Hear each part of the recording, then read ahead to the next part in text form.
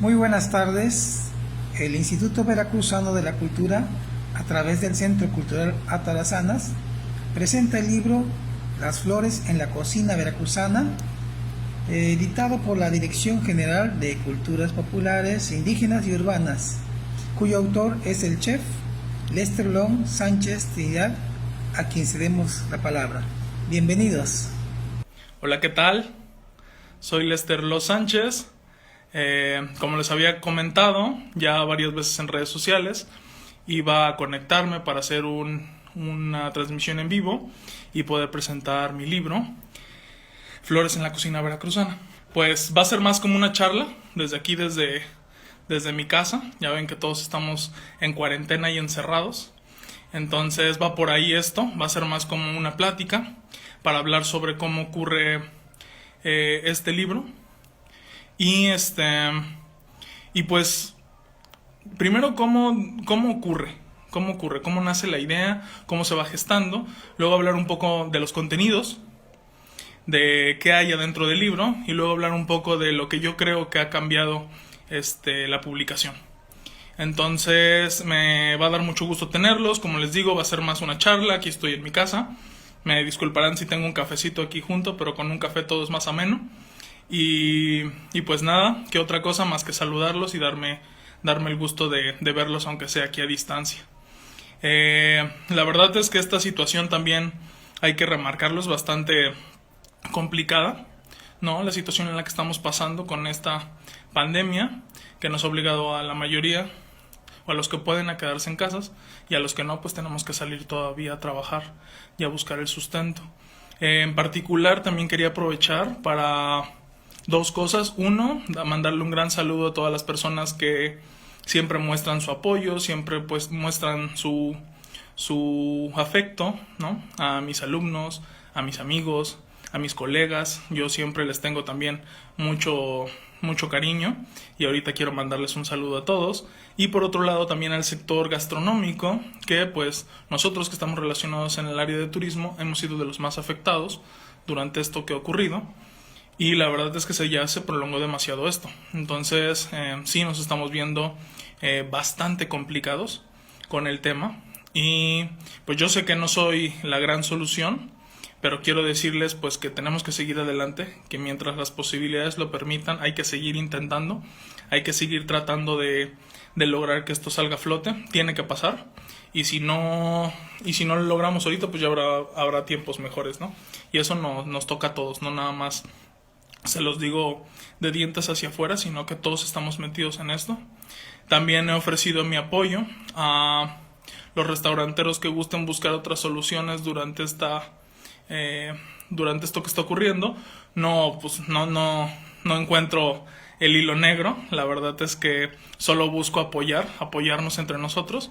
Ya he hecho 3 asesorías a restaurantes, apoyos, para que traten de cambiar cosas y no cerrar sus espacios.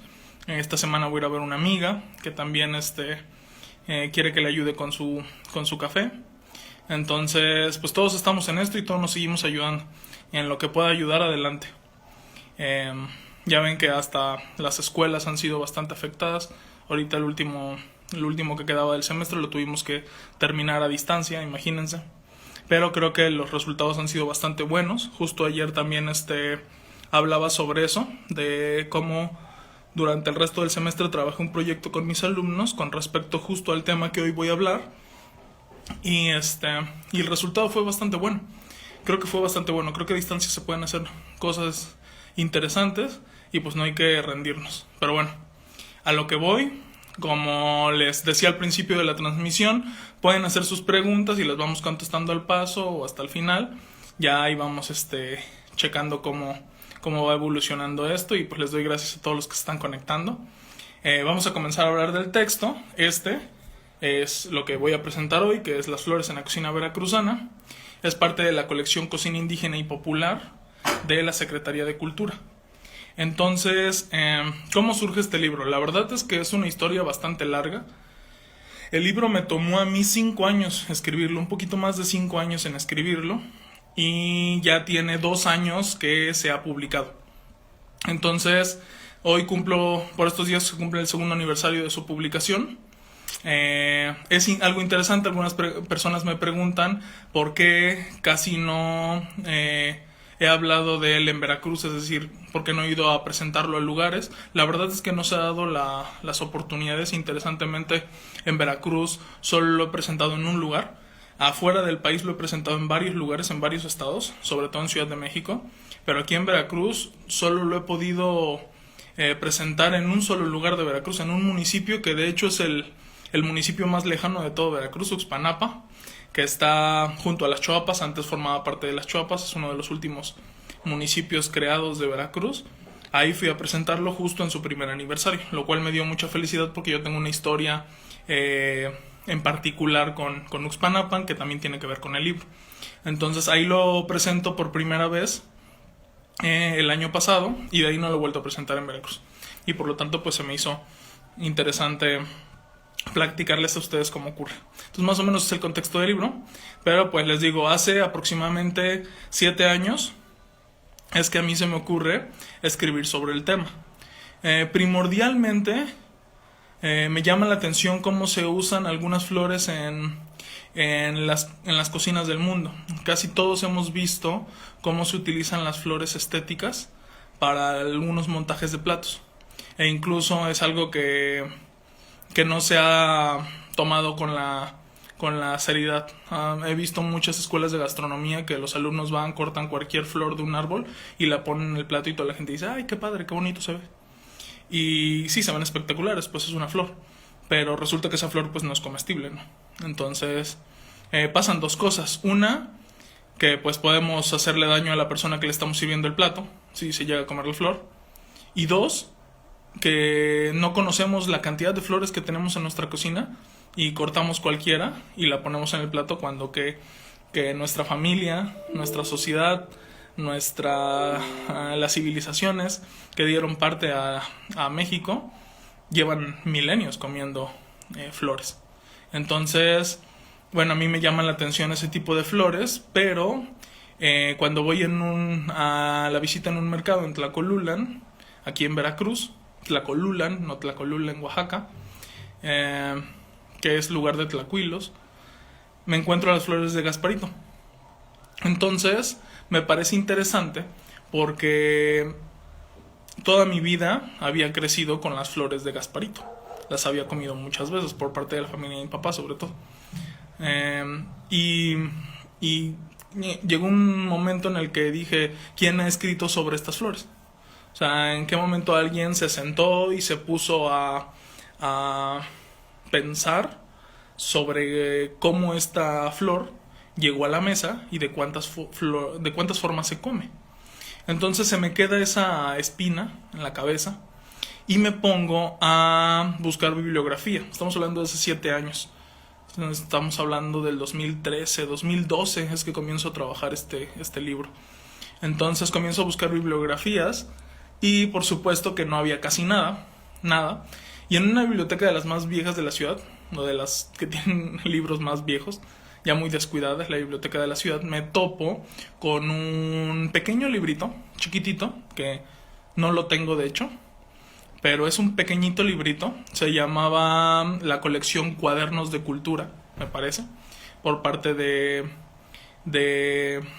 se llama, era la Secretaría, no, el Instituto de la Cultura hace esa colección de cuadernos de la cultura, y se me hace muy interesante porque el título era Flores en la cocina mexicana. Entonces a mí me sorprende y dije, ya alguien publicó un libro, ¿no?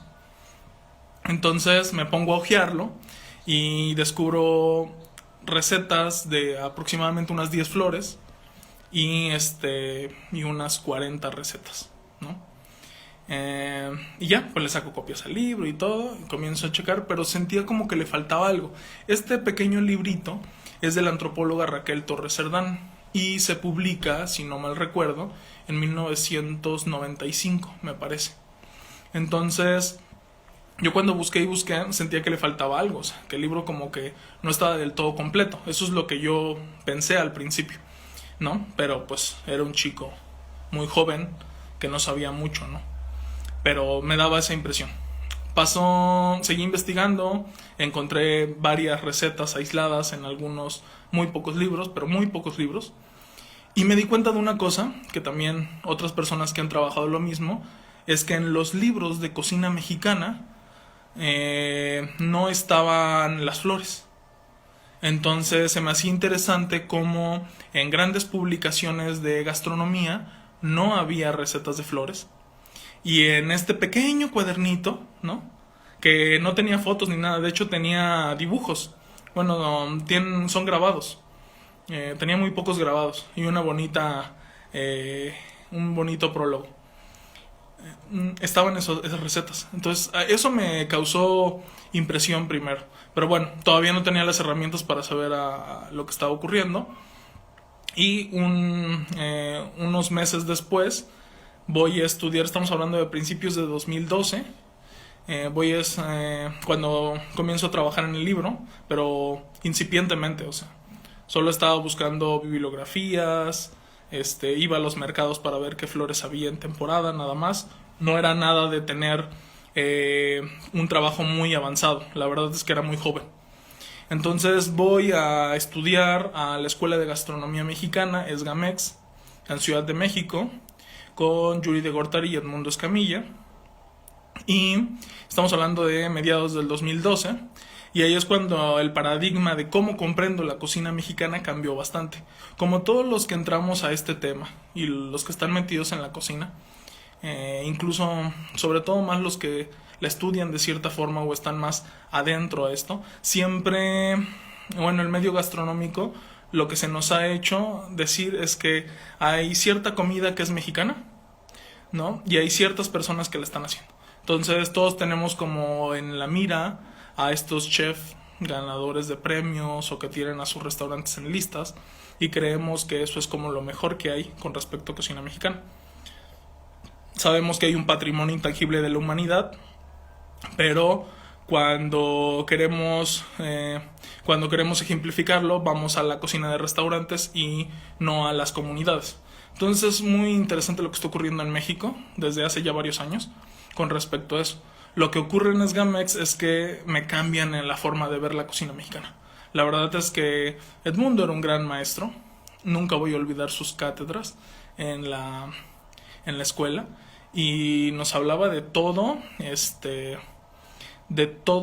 bueno, en resumen, porque no podría contar las maravillosas clases de Edmundo, que en paz descanse, que lo extrañamos mucho al maestro. Tuvieron que haber estado ahí para haberlas observado, que eran increíbles. Realmente Edmundo sabía de memoria datos históricos maravillosos y te llevaba a otras épocas y te daba a mostrar un México que existió y que sigue existiendo hasta la fecha, ¿no? De una u otra forma. Y una de las cosas fundamentales que Edmundo y Yuri hablan es que la cocina mexicana no se trata de comida, no se trata de ingredientes, ¿no? Es una gestación humana, es una gestación cultural. Eso es lo que realmente cambió en esta forma de pensar o de ver la cocina mexicana. Que es importante, porque siempre que vamos a otros lugares, incluso en la universidad, y nos enseñan cocina mexicana, siempre nos hablan de platos, ¿no? De ingredientes. Ay, vamos a hacer chiles, ay, vamos a hacer pozole. Pero nunca te hablan de por qué se gesta el pozole, más que de tontas historias que más bien son leyendas que se van inventando y que se van diciendo y que muchas de ellas ya son mentiras, ¿no? No, es que los españoles crearon el pozole. No, es que los chiles en nogada los crearon los españoles. No, es que todo lo crearon los españoles. Entonces de ahí no pasamos. No vemos esa gestación cultural y humana que ocurre alrededor de la comida y que aquí en ESGAMEX lo aprendo. Entonces, bueno, estoy ahí aproximadamente 6 meses haciendo una especialidad. Y después de eso, al mes de salir, Edmundo Escamilla nos pide un trabajo final.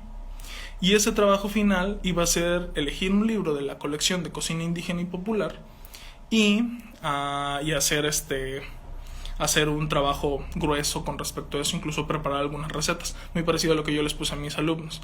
Verán que el trabajo de un gran maestro es el trabajo de otro gran maestro. Entonces, A mí, como gracia divina, de hecho el grupo que íbamos éramos de puros veracruzanos. El maestro Edmundo y el maestro Yuri nos conocen acá en Veracruz, ven que somos chicos que tenemos mucho talento, que tenemos ganas de aprender y demás, y nos becan para poder ir a aprender allá. Fue una etapa muy difícil, no fue así como de que todo fue de gratis, porque tuvimos que pagar una parte, o sea, no era como el 100% de la beca, era un 75% de beca, tuvimos que pagar ese 25%, y aparte nuestra estancia ya en Ciudad de México, y pues yo era un provinciano que nunca había estado en Ciudad de México, y tuve que vivir 6 meses, y eso lo dejamos para otra historia y otro libro. Pero bueno, la cosa es que el maestro Edmundo nos pone la colección, pero los libros de Veracruz, porque si algo debemos de estar orgullosos los veracruzanos, a todos los que me están viendo ahorita que sean de Veracruz y los que no también, pero el maestro Edmundo Escamilla era de Veracruz, de Coscomatepec, de un pueblo llamado Chocamán. Él dijo desde ese momento, Veracruz es el estado con más libros en la colección de cocina indígena y popular. Incluso nosotros somos el libro número 1 de esta colección, porque van numerados, es de Veracruz. Entonces dijo, es una gran responsabilidad de nosotros los veracruzanos seguir mostrando nuestra cocina. Porque si algo pasa en todo el país es que todo el mundo habla de la cocina veracruzana, que es muy buena, que es muy rica. Estamos en los primeros conteos de las cocinas más importantes de México, pero cuando viene la gente de Veracruz no ven nada más que lo mismo de siempre, ¿no? Los restaurantes sirven lo mismo de siempre o cosas peores que siempre. Entonces, eso se me quedó muy claro cuando dijo, nosotros tenemos una gran responsabilidad. Tenemos muchos libros en esa colección. Somos el estado que más investigación hace con respecto a su cocina. Entonces algo ahí cambió en mí. Y el libro que a mí me toca hacer mi investigación, mi trabajo final, es de las flores en la cocina mexicana, de la antropóloga Raquel Torres Cerdán. Entonces fue para mí, yo lo sigo pensando que algo como destino, porque justo hace por lo menos unos 6 meses me había llegado a mis manos ese pequeño librito de la colección de cuadernos que les decía, y ahora era este mismo librito pero hecho para la colección de cocina indígena y popular. Entonces trabajo en ese texto y trabajo en el libro, y mi examen final fue con respecto a eso, haciendo un pequeño paréntesis para explicarles la importancia de la colección, que eso también es importante. Es que digamos que en los últimos 500 años la forma de que nosotros podemos estudiar la cocina ha cambiado bastante, ¿no? Hay una rica y grande tradición oral y escrita entre los pueblos mesoamericanos hasta antes de la llegada de los europeos. Estaban los códices, pero también había una rica tradición oral. Cuando llegan los europeos, casi todo eso se pierde, ambas, tanto la escrita como la oral. Incluso, por ejemplo, muchos de los textos que hoy en día se citan para comprender lo que ocurre en la época de la conquista o antes, son códices que se escriben posterior a la conquista, es decir, no son códices precolombinos. Se escribieron después de 1519, ¿no? Caso como la historia general de las cosas de la Nueva España. Entonces, y otros códices iguales. Incluso el famoso Popol Vuh es un texto también después del siglo XVI, que las ideas ¿no? son de anteriores, ¿no? Los escribieron indígenas que vivieron antes de la conquista, pero ya se escribieron después de la conquista. Entonces, eso hace que cambie un poco la forma en la que podemos ver o estudiar o comprender qué es lo que ocurría, ¿no? Porque muchos hablan como de que la comida prehispánica y todo prehispánico, y es algo que me aburre bastante cuando comienzan a hablar de la época prehispánica, y no podemos saber mucho de la época prehispánica porque las personas que vivieron en la época no sabían cocinar, ¿no? Y tampoco sabían lo que estaban viendo muchas veces, ¿no? A veces decían las traducciones, se comía un pan de maíz, ¿no? Y un pan de maíz pues puede ser pues un tamal, puede ser una gordita, puede ser una empanada, puede ser una picada, puede ser un tlaxcal, pueden ser muchas cosas. Entonces, esos textos no nos dicen nada. Algo que sí ocurre son los recetarios. Los recetarios es algo interesante porque toda la humanidad ha hecho recetarios. En Bagdad vamos a ver recetarios. Los europeos para principios del siglo XIII, los franceses hacen recetarios, los romanos hacen recetarios, ¿no? Entonces vamos a ver que el humano es algo que hace recetarios. Es un animal que hace recetarios porque queremos pasar un conocimiento culinario a otro. Esa es realmente la finalidad del recetario. Entonces en México como tal, ya hablando de la Nueva España, ocurren recetarios que tenemos hasta la fecha, ¿no? Tenemos, por ejemplo, 2 que son fundamentales. Hay 4, pero hay 2 que son muy estudiados, como el de las monjas, que es atribuido a Sor Juana Inés de la Cruz. Ese texto es de finales del siglo XVIII. También tenemos otro de principios del siglo XVIII, que se descubre en Puebla, del hermano Fray Pelayo. Entonces esos libros nos van a hablar de cómo se comía en una época.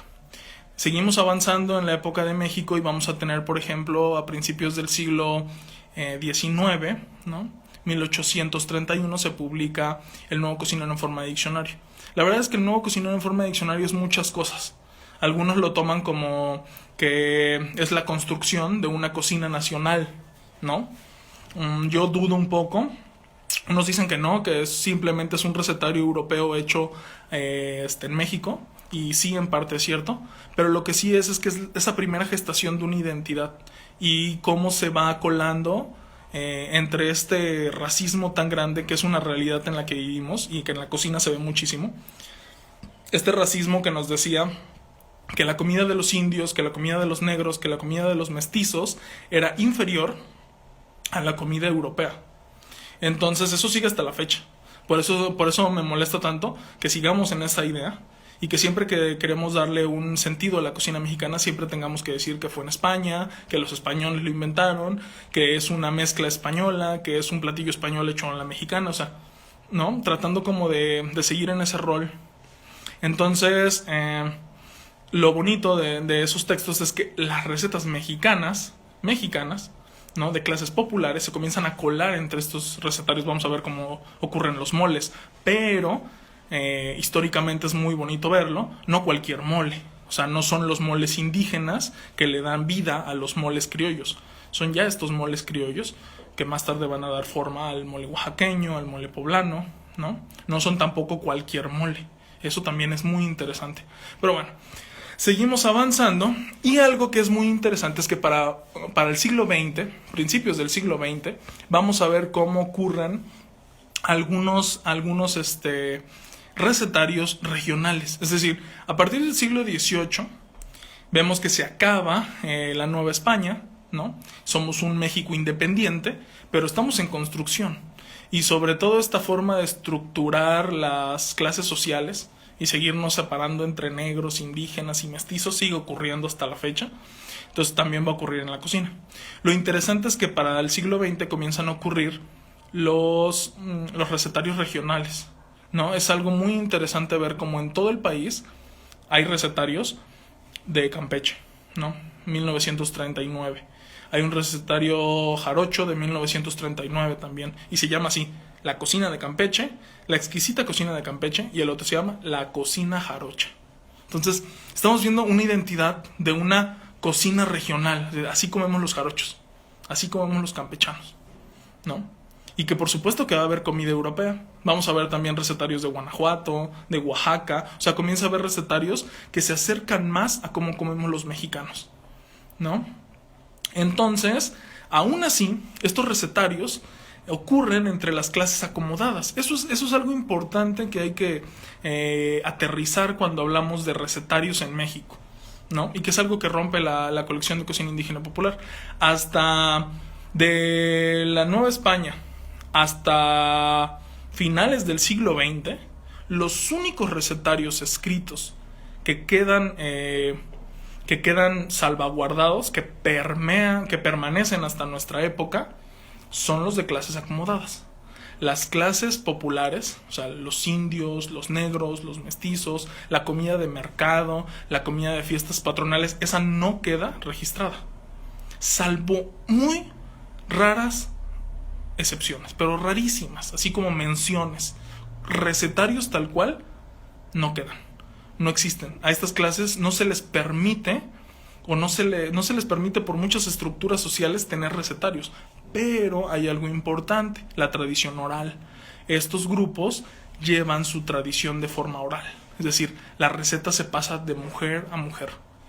Entonces eso hizo que muchas formas de comer precolombinas siguieran hasta el México del siglo XX y siglo XXI. Entonces ahí es cuando vamos a ver que a mediados del siglo XX comienzan a ocurrir textos de cocina mexicana, vemos algunas atlas de cocina mexicana, vemos ya publicaciones serias de cocina mexicana, ¿no? Muy serias, para 1980, y en los 90 comenzamos a ver publicaciones realmente buenas en materia de comprensión social en torno a la cocina mexicana. Por ejemplo, tenemos algunos textos bastante claros, como el de Concuera, entre la gula y la templanza, ¿no? Que habla sobre cómo se come en la época novohispana. Tenemos algunos otros textos como Chili, la historia del Chile, ¿no? Que nos va a hablar. Tenemos otro de chocolate, que muchos son personas extranjeras las que escriben esos textos, o de origen extranjero. Y vamos a ver también que en los 80, 90, los cocineros y posteriormente los primeros chefs mexicanos comienzan también a escribir recetarios de cocina mexicana. Pero sigue ocurriendo lo mismo.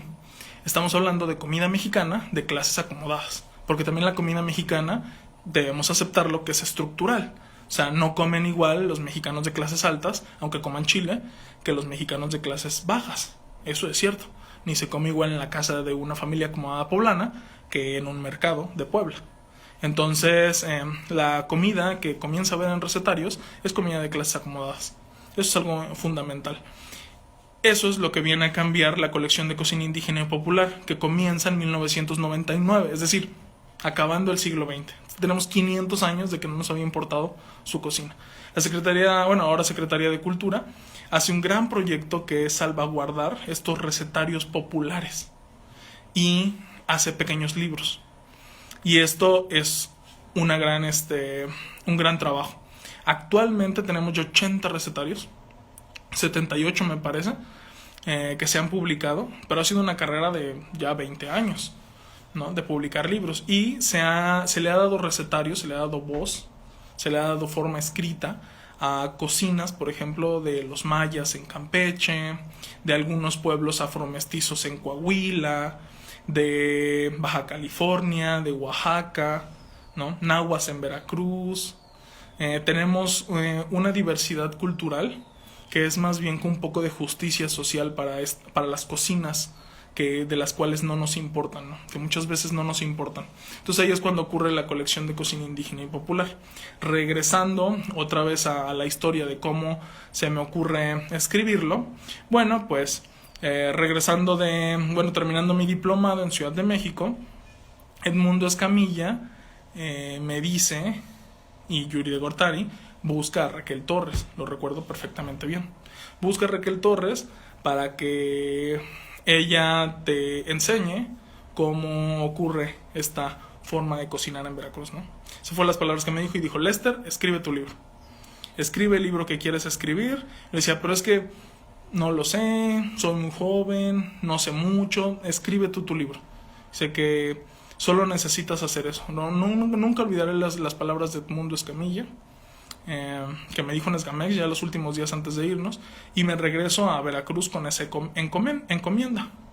Ocurren dos cosas. Una es que hay como una convocatoria para la entrega de recursos para la investigación de culturas populares, y entre esos parámetros estaba gastronomía, y el recurso llegaba a ser hasta de 40,000 pesos.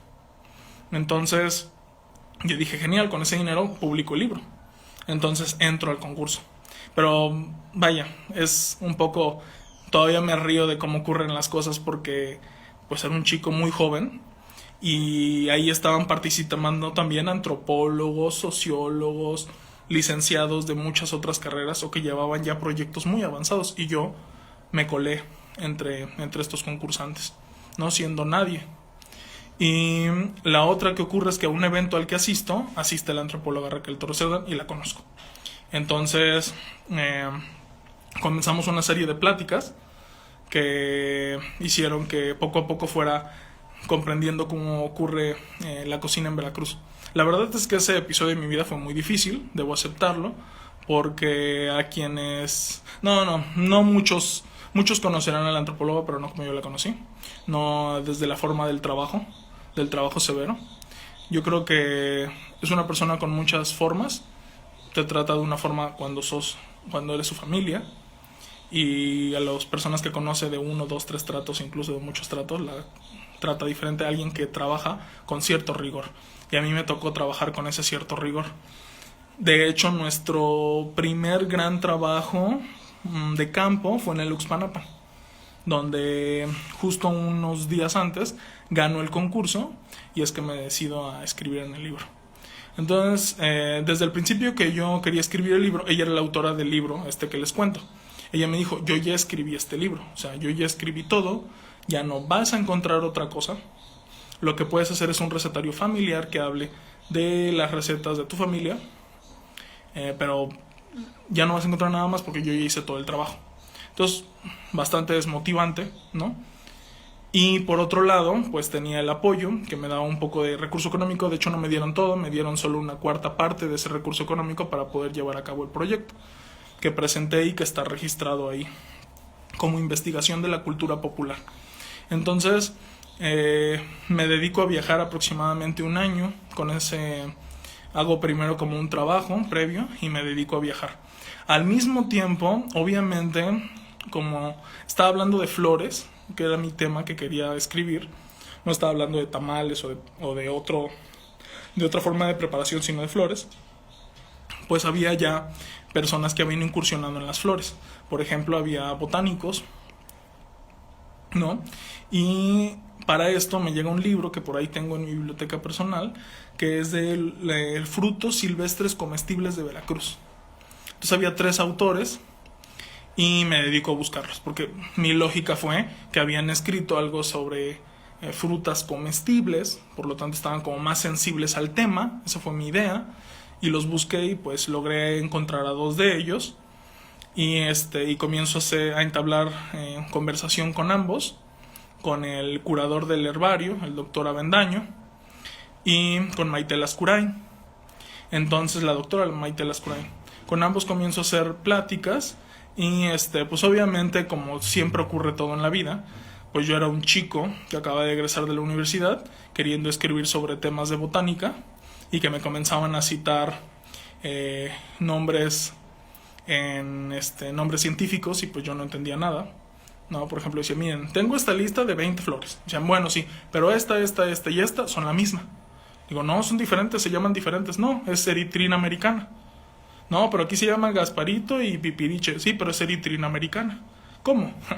Entonces, el reto fue tener que aprender a hablar el mismo idioma. Entonces tuve que leer mucho sobre botánica, aprenderme los nombres científicos para no cometer esos errores, que es como donde muchos paran, ¿no? Y si algo ahora ya puedo criticarle a las personas que se dedican a escribir sobre esto, es que no se toman el tiempo de ahondar en detalles que no sean más allá de cocina. Siempre quieren hablar solo de ingredientes, de cómo se preparan, de cómo se montan, pero no de hablar de más allá de cosas, ¿no? Como gestación cultural, como algunas líneas de investigación, como hablar de nombres científicos, y eso crea otro paradigma, otro lenguaje para poder hablar de cocina. Entonces sí, me costó muchísimo porque tuve que aprender a hablar el lenguaje botánico, y llegó un punto en el que me quité como textos de cocina y me metí a descripciones etnobotánicas, y que me sirvió y que fue fundamental para mi texto. Obviamente también hablé con los botánicos y me dijeron, no vas a encontrar más de 10 flores comestibles en Veracruz. Eso es muy importante en mi forma de trabajo, pero también es algo personal. Siempre he sido bastante terco. Entonces, terco, pero siento yo que nunca en batallas perdidas, sino en largas batallas, ¿no? Cuando sé que es una batalla que no tiene importancia, la dejo, pero cuando sé que es una batalla que me va a llevar mucho tiempo, sigo ahí de terco. Entonces, así es mi definición personal, creo que también tiene que ver algo en eso. Pero los botánicos me dicen, no vas a encontrar más de 10 flores comestibles. Todas las flores comestibles de Veracruz ya están registradas, no vas a encontrar nada nuevo. La antropóloga más importante de Veracruz, más famosa, que escribió un libro similar, me dice, no vas a encontrar más de 10 flores comestibles en Veracruz, ya están todas investigadas, ya están todas escritas, no vas a encontrar nada nuevo, ¿no? Entonces, eso no me detuvo, seguí buscando. ¿Por qué? Porque conforme dije, ya tengo el recurso, voy a viajar por todo Veracruz para encontrar flores comestibles, y realmente ese fue mi tema.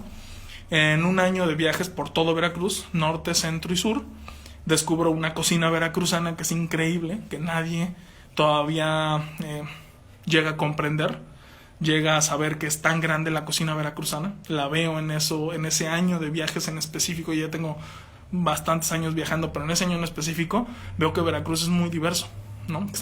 Que tenemos mucho de Puebla, que tenemos mucho de Oaxaca, que tenemos mucho del Tamaulipas. ¿Por qué? Pues porque no hay límites en Veracruz, ¿no? Como cuando hablamos del Sotavento, no hay límites geográficos. El Sotavento también es Tabasco y el Sotavento también es Oaxaca.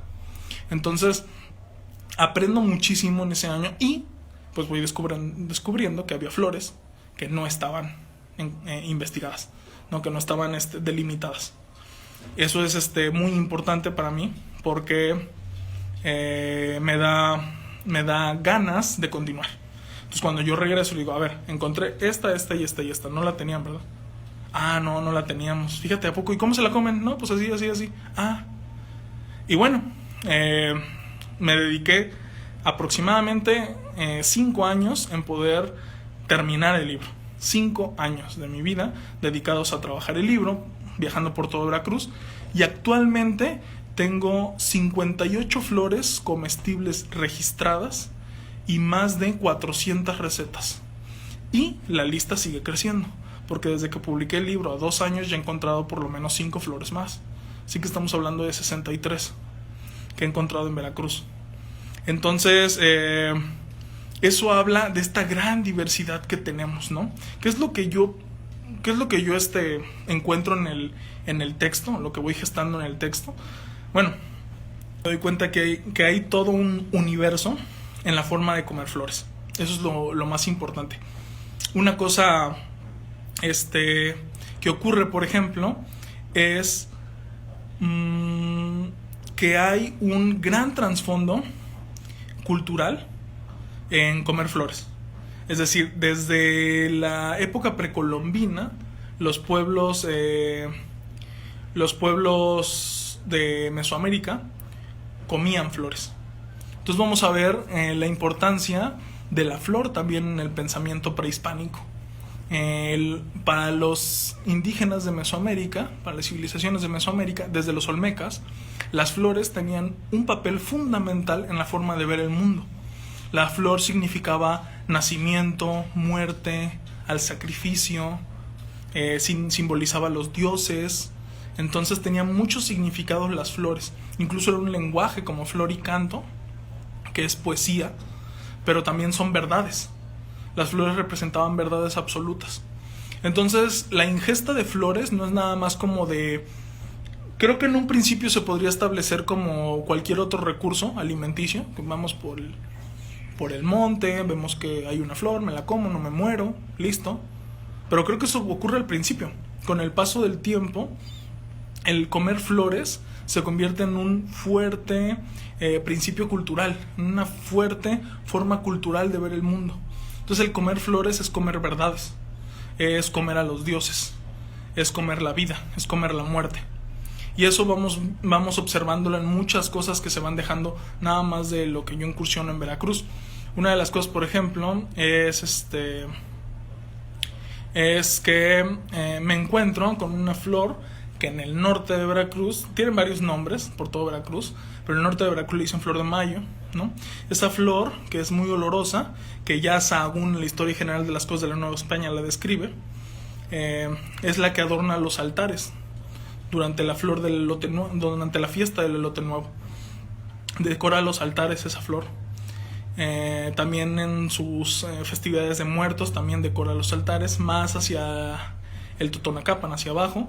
Vamos a encontrar la Shana Spiritu.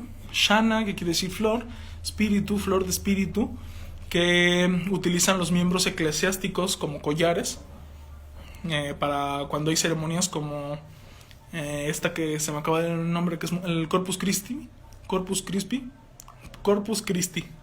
que es muy famosa en Papantla, que realmente es una celebración de origen pagano, Es una celebración mesoamericana de la primavera montada sobre una cristiana montada sobre eso. Entonces vemos cómo los sacerdotes llegan a la iglesia con estos collares de esta flor llamada San Espíritu. Para el centro, hacia la zona del sotavento, vamos a ver el súchil, que la flor de súchil, que se le pone a la horchata durante las fiestas de la Santa Cruz. Muy importante para el sotavento que en las fiestas de la Santa Cruz se le ponga a la horchata flor de súchil. Es una flor que le va a dar un aroma muy particular como a vainilla a las horchatas de arroz.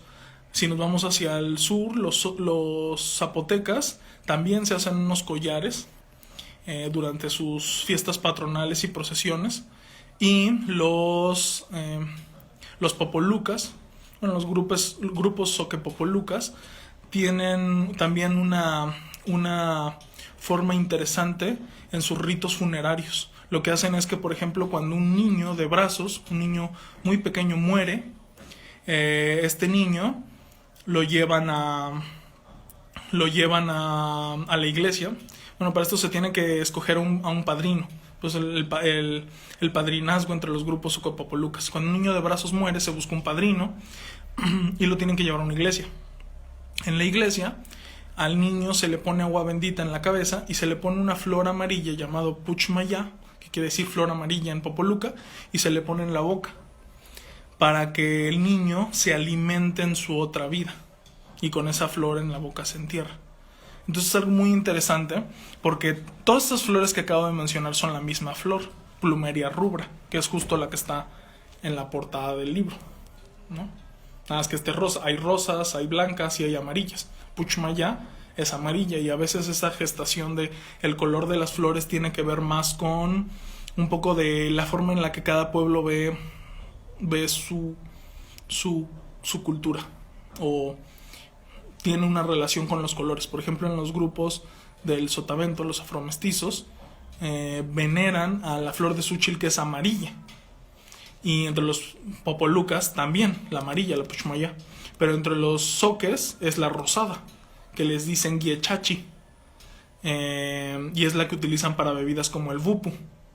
Entonces vemos ahí una relación interesante, que todas estas flores de diferentes nombres y adorada en diferentes grupos indígenas, incluso en grupos afromestizos, que son grupos que llegan, ¿no?, de otro continente y que se quedan, también la van a adoptar. Entonces vamos a ver cómo la misma flor, con diferentes nombres, va a ser adorada de forma similar, es decir, se ponen altares, que los altares son ritos de paso, igual que el niño que muere, que le pone la flor en la boca, son ritos de paso. Entonces la flor alimenta el alma, ¿no? Entonces, cuando nosotros comemos flores alimentamos el alma realmente, no nada más el cuerpo. Eso también me pasa cuando un antropólogo, el maestro Marco, me cuenta de cuando él era niño. Cuando el niño él era muy joven, acaba de estudiar su carrera, se va a hacer trabajo de campo a Zongolica. Entonces en Zongolica él se queda a vivir como con una familia. Se queda a vivir con la familia y de repente se sienta a la mesa a comer, y adelante de él se sienta un miembro de la familia, un chico muy joven, ¿no?, que se iba a casar. Entonces se sienta enfrente de él y tiene un plato muy grande, un plato de barro grande, tiene deshojadas flores le llaman yolosochit, que es talauma mexicana. La yolosochit, que en náhuatl quiere decir yolot, corazón, y xochitl, flor de corazón, por la forma que tiene la flor, estaba deshojada así en su plato. Y entonces el chico se estaba comiendo las flores, los pétalos de las flores. Él no se acuerda cómo se le estaba comiendo. Esa parte está en mi libro. No recuerda cómo se le estaba comiendo, si tenía un guiso o algo. Pero eran muchas flores. Dice él, y así lo confiesa, que en su momento lo que pensó es: qué pobre es la gente de Zongolica que tiene que comer flores para sobrevivir. Eso fue su primer pensamiento. Pero él, como yo, era muy joven y no comprendía cómo era la gestación de la comida de flores. Entonces resulta que este chico al otro día se iba a casar, y lo que estaba haciendo era prepararse para el casamiento. Entonces, para prepararse, estaba comiendo flores.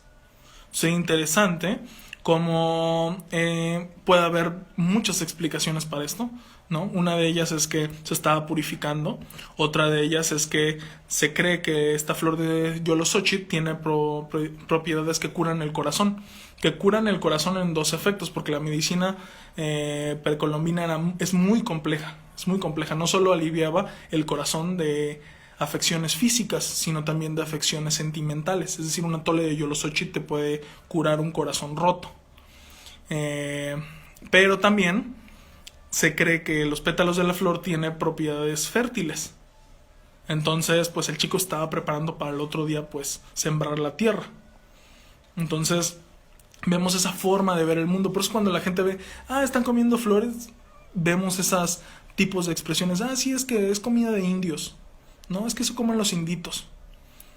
Y da vergüenza, ¿no? Que te vean comer flores. Hasta hace muy pocos años daba vergüenza que te vieran comer flores, la gente se burlaba de eso, ¿no? Era despectivo con respecto, por eso vamos a ver muy poca comida de flores en los recetarios de los que les estaba hablando, porque es comida de indígenas. Entonces, por eso realmente es que casi no hay comida con flores, salvo algunas flores que se han mantenido, como en la muy popular cocina mexicana, como la flor de calabaza, ¿no? Un poco flor de bueno, le conocen como flor de mayo también, pero le dicen flor de cardún, izote, la flor de izote también, que más o menos se come, el gasparito, que más o menos se come, pero estamos hablando de por lo menos unas 63 flores comestibles en Veracruz, y de esas solo la mayoría conocemos 3, y casi todos flor de calabaza. Entonces es importante esta forma de ver la vida o la concepción de las cosas. Entonces, ¿qué cosas también comienzo a encontrar? Que la forma de comer flores es muy diversa, ¿no? Vamos a ver en el recetario que vamos a encontrar tamales, vamos a encontrar guisos, vamos a encontrar tacos, vamos a encontrar atoles, aguas. O sea, la forma de comer flores no es nada más una quesadilla, ¿no? Son muchas formas de comer flores, y que al principio, como muchos otros recetarios de la colección de cocina indígena popular, la gente los toma como a la ligera, y es como de una receta de tamal de no sé qué, no es interesante, pero realmente son recetas que atrás tienen muchas cosas, ¿no? Por lo menos, por ejemplo, una flor endémica que está en vías de extinción puede ser. Entonces, tengo más de 400 recetas en el libro que a mí se me hacen fascinantes, ¿no? Tenemos, por ejemplo, algunos chilatoles. Hay un chilatole de camarón con flor de izote y calabacitas que se hace en Jalcomulco, ¿no? Tenemos atole de Jamaica, que es también algo muy interesante, porque hay una cosa, hay flores endémicas en México que se han comido desde antes de la época precolombina, pero hay flores que llegan y que las adoptamos, por eso es cocina mexicana, y es una concepción posterior a la conquista, ¿no? Cómo se construye México, también cómo se construye Veracruz. Entonces, por ejemplo, nos llegan las flores de alcaparra. Las alcaparras son flores y las comemos. El brócoli es una flor, una inflorescencia, y la vamos a adoptar en nuestra comida. Entonces, vamos a ver también que vamos a adoptar flores, incluso flores de otros continentes. La flor de naranja, por ejemplo, es una flor que es muy importante entre los grupos árabes, y también se va a ver en su cocina desde varios milenios antes. Va a influir mucho en las cocinas europeas y va a llegar a México, y vamos a ver que el agua de azahar sigue siendo fundamental en platos como la rosca de reyes, ¿no? Algunos roscones de mantequilla en Jico. Vamos a ver que ese tipo de flores que son extranjeras las adoptamos también. Otra flor que es fundamental es la flor de Jamaica, que es africana y que la traen los africanos a América, y que se va a adoptar muy bien. O sea, ¿quién no recuerda tomar agua de Jamaica en una fonda, ¿no? Pues es un gran aporte de la cocina africana y de los ingredientes africanos. Entonces también adoptamos flores, que es importante. Algo como un atole de Jamaica, que no se le ve ninguna cosa interesante, podemos comprender que tiene un gran trasfondo cultural fuerte atrás de eso. Aquí tengo algunas preguntas. Dice, si comemos más flores, ¿podremos mejorar nuestros ecosistemas de manera indirecta? Por supuesto que sí. Yo creo que algo que en algún punto alguien me preguntó, me dijo, ¿cómo podemos hacerle para poder producir en masa estas flores y venderlas en el extranjero, ¿no? Era una pregunta de mi investigación. Yo le dije, creo que por ahí no va el tema. O sea, no se hace una investigación como esta para que de repente seamos productores de flor de izote y le vendamos a todo el mundo flor de izote. No va por ahí la investigación. Si algún día alguien lo hace, pues qué bien, ¿no? Y nos hacemos productores mundiales y todo el mundo conoce el oro blanco de la flor de izote. Sería muy bueno que pasara, pero mi investigación no fue por ahí. La investigación va más hacia las flores que corresponden a un ecosistema que ya está ahí. Las flores están ahí. Si nosotros no cuidamos el ecosistema, las flores desaparecen. Eso es algo importante con respecto a la pregunta que acaban de hacer, ¿no? Nosotros no tenemos que hacer una producción en masa de estas flores, porque las flores están en nuestros traspatios. Entonces, si vamos por muchas de las ciudades de Veracruz o de otras partes del país, vamos a ver estas flores en la calle, ¿no? Justo en el centro histórico hay muchos árboles de Yolosóchitl. Vamos a ver gasparitos también por todas partes, los izotes que revientan para las lluvias, ¿no? Vamos a ver flores de calabaza también por todas partes. Vamos a ver muchas otras flores, la flor de naranjo. Hay muchos naranjos, por ejemplo, aquí en la ciudad de Jalapa hay muchos naranjos silvestres, bueno, no silvestres, sino ya abandonados en las calles y que tiran sus naranjas, que las naranjas son muy ácidas, pero las flores son muy aromáticas. Si vamos para el puerto de Veracruz hay súchil por todas partes, solo que nuestros jóvenes ya no lo ven, pero el puerto de Veracruz y Boca del Río está lleno de árboles de súchil. Y eso hace que las flores están ahí. Pero si no conocemos ese árbol, lo cortamos. Muchos de estos árboles, por ejemplo, en el caso del gasparito, del izote, son árboles que sirven muy bien como cercas vivas. Las utilizan mucho como cercas vivas.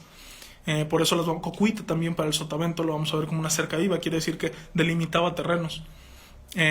Incluso también servía como cobertura de viento. Vamos a verlo también en fincas.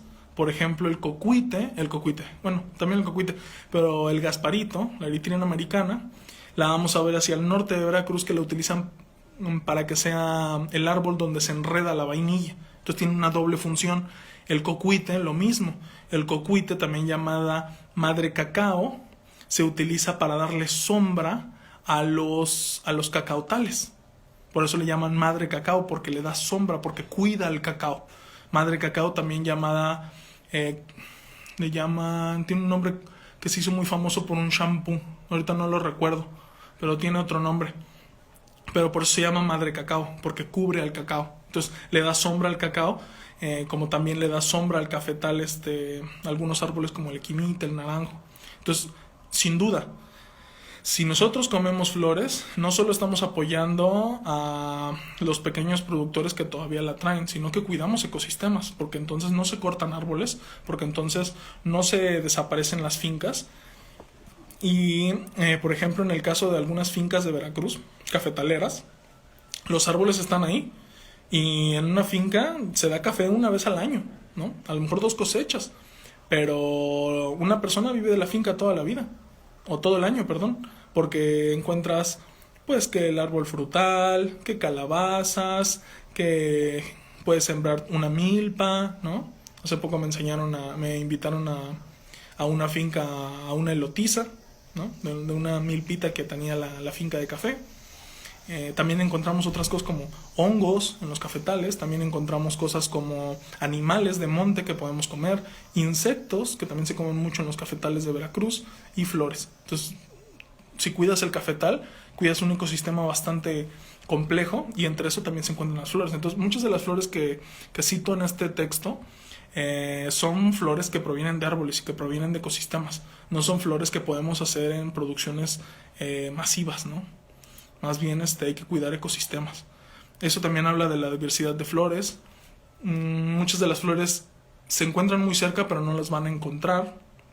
¿no? Porque a veces no saben cuál es el nombre correcto que le dan en cada región, o a veces son flores que están un poco perdidas.